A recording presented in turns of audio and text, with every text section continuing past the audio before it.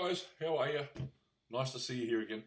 Okay, as we keep on moving on in this series, this is going to be the second one, and I'm going to be doing this on astral travel, okay, or the astral world. This is going to take quite a few videos to actually explain all of it, but it is a good place to start, and it's amazing how synchronicity comes into all these things. Many things you do in life happen synchronistically, that you're thinking something or you're doing something and all of a sudden something else comes in that has to do with what you're doing. Okay, that's called synchronicity, as people turn up or things that just happen at the same time you're actually doing something about it.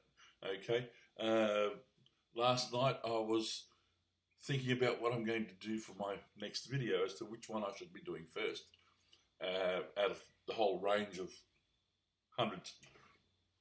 Okay, so I was looking to get my mind out of it so I could get away from thinking, so I went to movies, which I like doing. I like watching movies.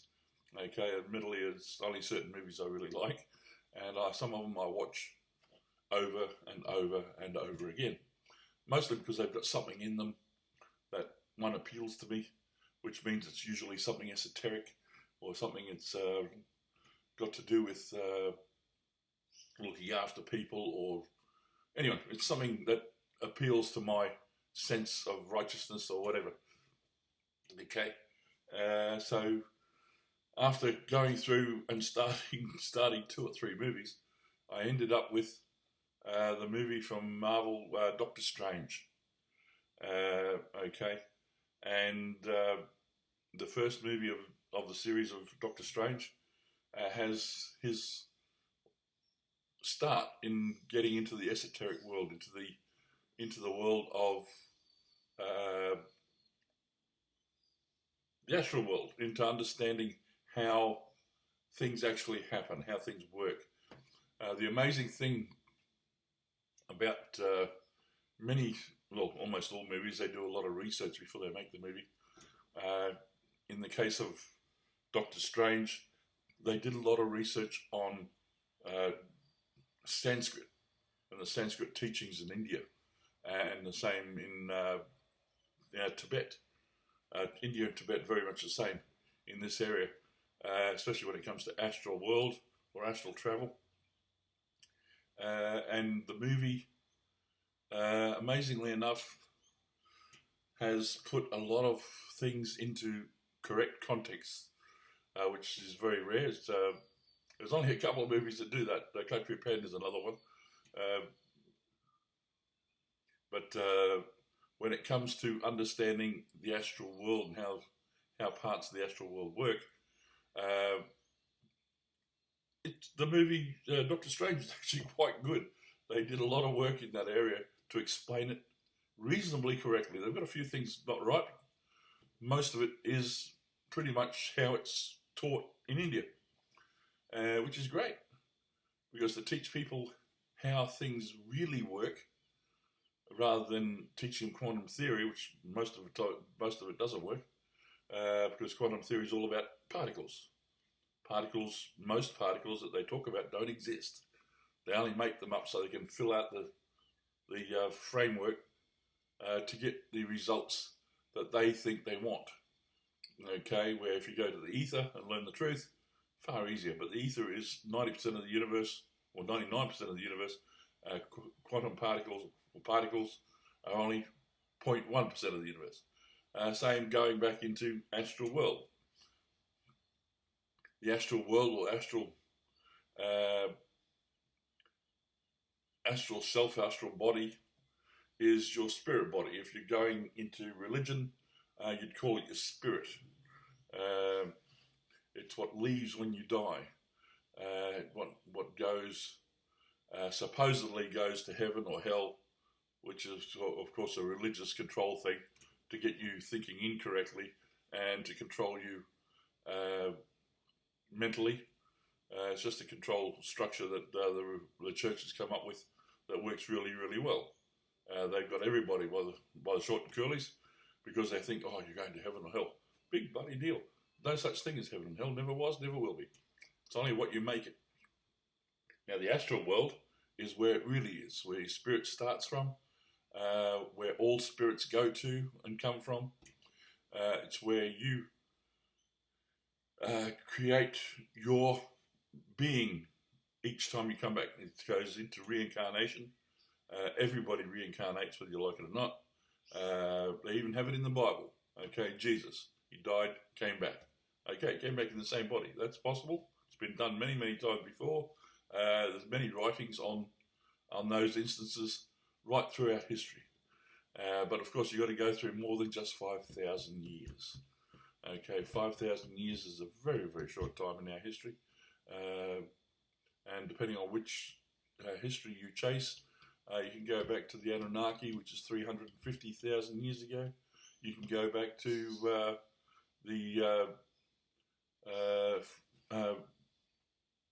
the items they find and have traced back and have dated back millions of years, such as a hammer or a cup or a figurine, which are millions of years old. But of course, we're not going to do that today. We're talking about astral travel. Astral travel. Now, in the astral world, the thing to understand is that in the astral world, time does not exist. Okay, time as we know it is a material world thing. Let's go back. How things started is things started with the duality, which is energy and thought. Now, the astral world is where thought comes from. Energy is always there. Energy is abundant. It is there's the amount of energy in the universe is unknowable. It's that much. It's just too much to even. You can't contemplate. This just doesn't. There's no figure that would ever cover it.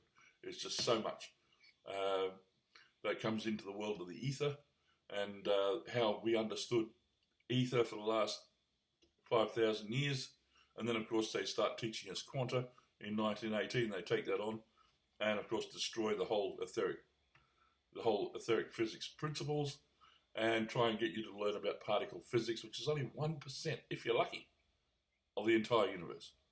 1%, and yet it takes over the world.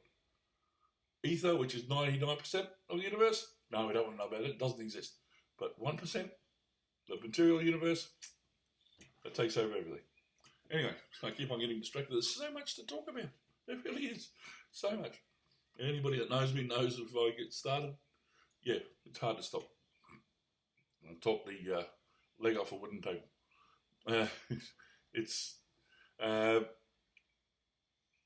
Okay, we have energy and thought. Now, to get a material, if we go back to the beginning with all you have is pure energy and pure thought. Okay, now you have the energy and you have thought from the astral world. The astral world is how would you put it?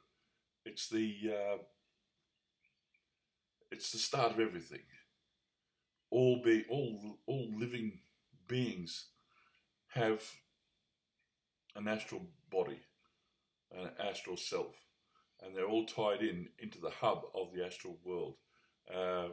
Every time we get born, we start with the astral self and then inhabit a physical being. Now, whether you want to start with with nature and into trees and plants and stuff, which are huge entities. You know, it's not just one tree. You've got a whole world covered in them. You go to Avatar to learn that one, and they do quite well. Avatar is a very good one if you want to understand how trees, plants, and all that stuff work, and into insects, and then on your way through. Then you move into animals, and into things that actually have a brain, and learning how to do things. It's like, okay, when we first come into living beings, we start with an amoeba and work our way up. Okay, because we've got to learn how to start our heart. We've got to learn how to make our kidneys and liver work. We've got to learn how to walk, how to be able to do things. Walking on two legs is not something you pick up in the first 30 seconds of life. Okay, it takes a while. You first have to do it on 4, and then 8, probably even 8. Probably start as a centipede. Okay, you've got to. It's something that takes time to learn. And each life in this world, on Earth, we'll do just the Earth plane. We can go into other planets and other things later.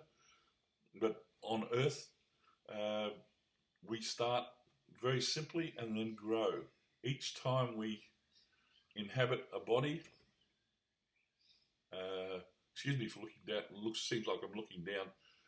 I'm actually looking at my face on the computer, so it's just easier for me because the camera's up there and looking up all the time. I can't. Yeah, it's hard to keep track of what I'm doing. So, and I want to look at you guys, not look up at the camera. Okay, so if I'm looking straight at the screen, it feels like I'm looking at you. Okay, but each time we inhabit a body, that is a day in school. Okay, that body is there from birth to death, and that is a day in school. Once you start getting into it, we become human after doing all the animal things. You can't, by the way, you cannot go backwards. You cannot do the human and go back to a horse or a bird or a fly, or you just can't go backwards. Okay, it's always moving forwards. As we're in this accumulative group, each time we go back to the astral self, astral body, astral plane, that is where we join with the collective and then come back again. Of course, we virtually never have a memory of that. Again, it's amazing how consciousness brings this stuff to the fore, brings it up forward. Rain, okay. I've got to go to work shortly. But consciousness brings things to the front, to our awareness, and many things regarding our consciousness come to us, as I said, synchronicity. Synchronicity is a big factor in how we live on this planet, as things just happen, where you think you're doing things, and all of a sudden that thing you need just turns up, or that person you need to get some information and just turns up. People you thought you've never met before, but there is no one on this planet you will ever meet that you have never met, because we're all part of the collective. And in saying that, we can go to Star Trek and look at the Borg in their collective, just like a beehive. So just like Beekeeper, the movie. I love movies, I really do. I've watched a lot of movies in my time. I'm 65. I have been a movie buff ever since I was a kid. Okay, and but I look for these things, all these synchronicities, all these things that just turn up and enlighten and awaken the spirit and the consciousness. I'm dyslexic, so I don't read. I've read probably 4 or 5 books in my entire life. Okay, admittedly, the first one was The Hobbit. The second one was Neil Bohr's Quantum Theory. Okay, and I stopped halfway through that because I thought it was total bullshit. And I understood it as bullshit until I finally had how would you say, an epiphany. I finally understood it. It finally clicked. Beginning of last year, 2024, I finally understood what Neil was getting on, and we'll discuss that another day. But it still is only 1%, if you're lucky, 1% of the universe, because matter in the universe is only 1%. All the rest is vacant space. There's nothing in it. It's a bit of dust. Okay, it's like particle physics. Great if you're doing stuff that is extremely, and I mean extremely small, because particles that they're talking about are so small you You're talking about nanometers and much, much smaller.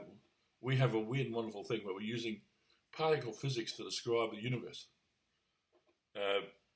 Here in Australia, we do a similar thing where we're using millimeters to describe roadways. You're doing a road 15 kilometers long, and they measure it out in millimeters. Okay, in Europe, they do it in centimeters and decimeters and meters. Here we do it in millimeters. We go for the smallest, smallest measurement to do a road, kilometers long. I've been in the building industry most of my life, and it was all right when it was in inches and feet, but then they changed the metric, and they changed the millimeters. So you're dividing an inch by 25. Okay, great if you're doing, making bottles or making tools or equipment that has to be in millimeters or micrometers in exactness. But when you're building a house, it's 22 meters long, and you get a plan that says 22 meters, 225 mil. It's like building a pyramid in millimeters. Who cares if it's 2 inches out? On a pyramid. If 2 inches out on any of the other four sides, that is so exact. We can't do it today. But to do a house in millimeters, it's crazy. Okay, centimeters would have been sensible. Millimeters, I'll keep on running off. As I said, as we go through these videos, go through my thoughts on things, you'll get to know that there is a lot out there. There really is for those that are locked away in some religious world and have denied almost everything that exists on the planet and just put it under the act of God, things so you don't have to think about it. Best of luck to you. But there's a lot more on the planet, a lot more in the world than following some preacher that's getting you to kneel in front of him, put your hands together at his crutch and bob your head, and then end up with a white biscuit in your mouth. Okay, saying that's some sort of flesh of Jesus or whatever else, as you submit to the priest's power, submit to your religion. Okay, it's not the way I see things. I don't submit to that stuff. But with the astral world, the spirit world, as we come into this world, as we come into a new body, especially as we're coming into human, you can find many people that have only been here one time, find many people that have been here millions of times. Okay, we go through, as I said, each life is another day at school. Okay, we go through what we're supposed to learn, and then die, and then come back and do another day at school. Okay, so when we, in the astral world, to come into our body, before we come in, we select. See, the thing to remember is time does not exist in the astral world. Okay, here I'm getting past it. I was going to explain that part.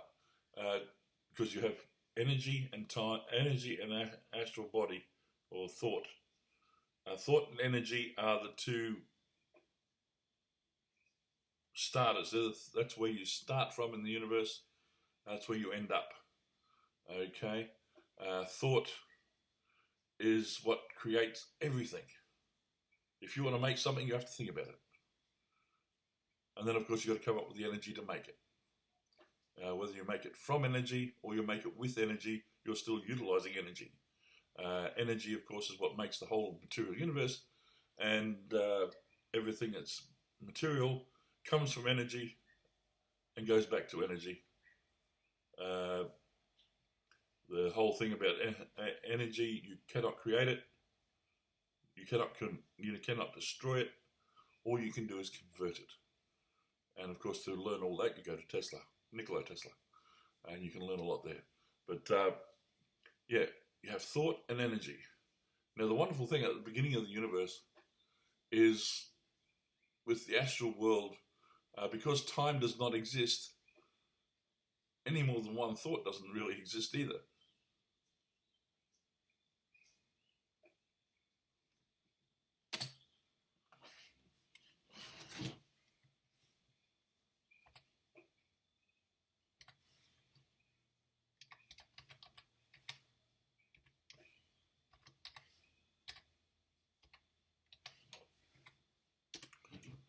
Okay, things went out there for a second.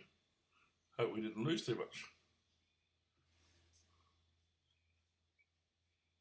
All right, I hope it's still going. The computer shut down. We've probably got a blank spot there. So sorry about that. Guess I've got the computer to open up again. I've got to remember to move the mouse or something, otherwise the automatic shutdown will turn the screen off. I've been at it a bit long. We're into 20 minutes. Holy shit. Anyway, let's finish on this. Yeah, in the astral world, to create more thought. We only had pure thought, pure energy. And of course, the goal is to get more thought originally. Now, to get more thought, you first have to make a material universe. Because without material universe, time does not exist. Okay, so we have to go find time. Because only with time can we have more thought. And of course, with more thought, we can manipulate more energy. So all about energy, thought, and then into the material universe to get time. So once you have time, everything is possible. To get time, we had to come up with a material universe. To get a material universe, we had to use thought to manipulate energy to make the Big Bang.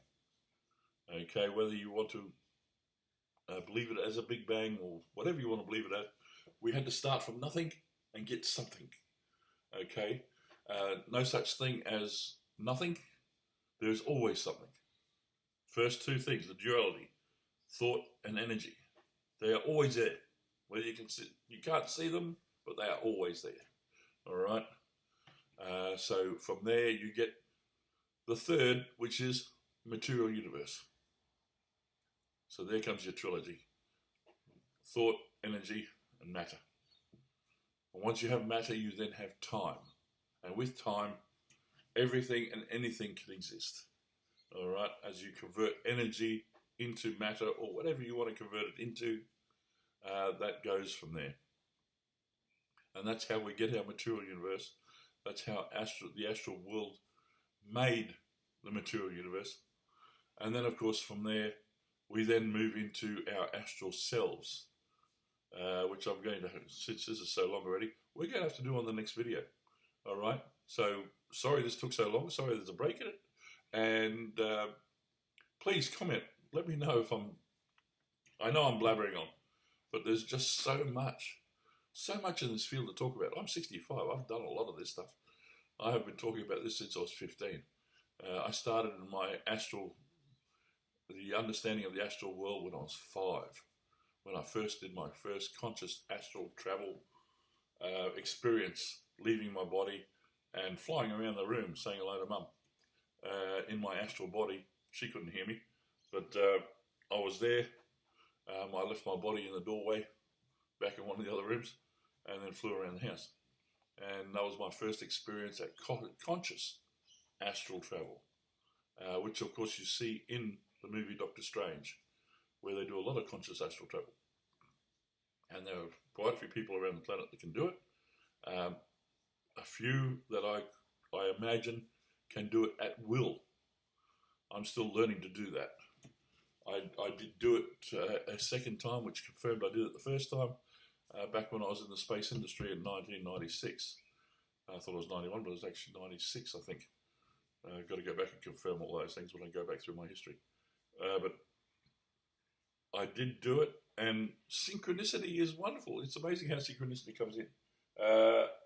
After I did my little bit where I left my body and was talking to my friend, letting him know what was happening, because that's what we did. We talked to each other and let each other know what was going on for us. By doing so, I kept myself attached to the material universe, and then went back into my body, and yeah, c'est la vie. But the very next week, here in Brisbane, Australia is where I live, we had at the Theosophical Society a visitor from England on lecturing on astral travel. It's synchronicity. It's just amazing how it works.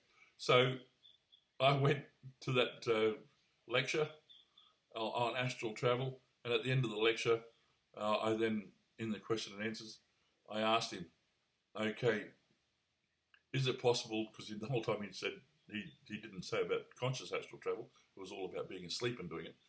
I asked him, is there such thing as conscious astral travel? Are you able to do astral travel while conscious? And he said no. So I said, in front of the group of 150 people, said, mate, you know nothing. You have no idea about the astral world, and see you later. So whatever happened to him after that, I don't know. Don't really care. He didn't know. He thought he knew something. He didn't know anything. He had a lot to learn.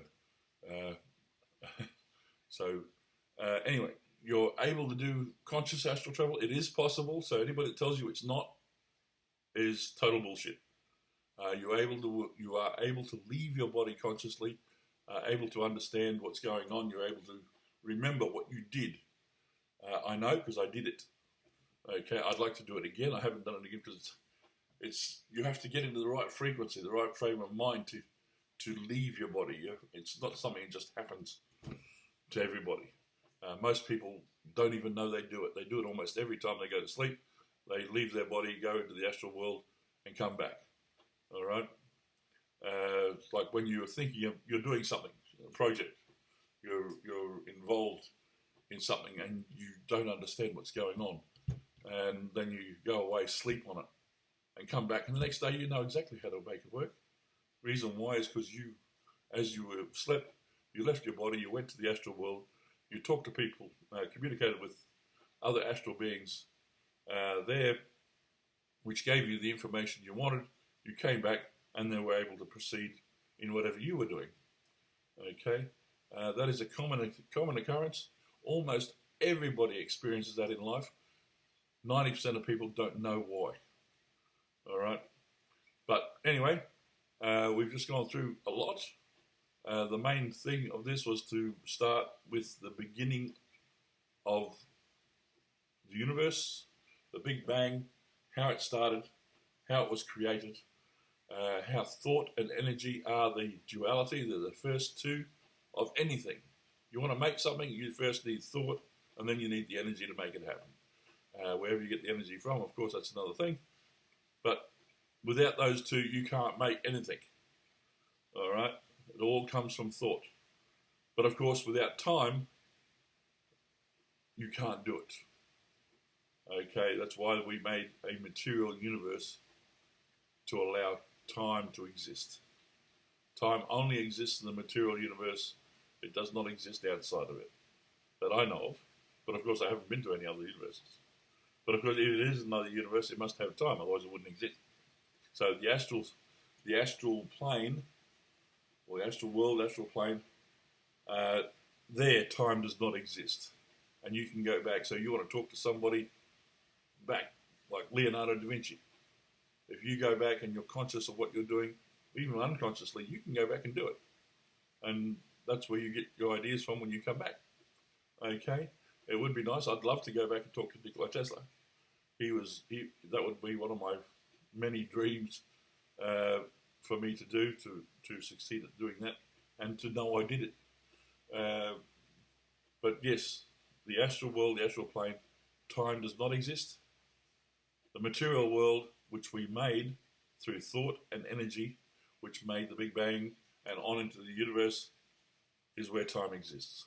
We will come back on another video to explain more. All right. I hope these videos will help some people understand how things work. They may totally piss you off. Whatever. Please make a comment. Let me know. If it pisses you off, tell me about it. I want to know. That way I can adjust what I'm doing and try to be more concise and not all over the place. All right? I have so much going, like everybody, we all have a lot going on in our heads and in our lives. This last year, 2024, is one of the worst years of my entire life, materially. I'm not a materialist. I'm not much into money, but damn, it's hard to work without it. But last year, this is day 2 of 2025. And last year was a nightmare. Finally over, we're in this new house. We've been here 4 months. and yeah, things still taking time to roll on. But another story for another day. All right, thank you very much. I hope it isn't too boring for you. Please make comments, and if you do like it, there is some sort of click in the corner you can do at the bottom of the screen. That would be much appreciated. Okay, talk again soon. Bye.